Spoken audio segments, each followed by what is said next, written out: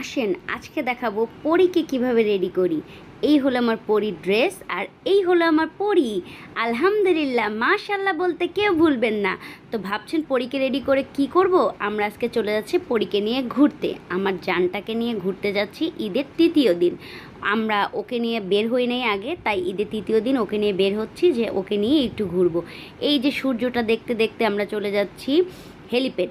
তারপরে ওইখান থেকে চেষ্টা করব অন্য কোথাও যাওয়ার। তারপরে আমরা গিয়েছিলাম হর্দি বাজার। এই যে আমার পরী, পরীর বাবা, পরীর মা, সবাই মাশাল্লাহ বলতে ভুলবেন না। তারপরে আমরা এই যে সূর্য, সুন্দর সুন্দর রাস্তা দেখতে দেখতে চলে যাচ্ছি ঘুরতে।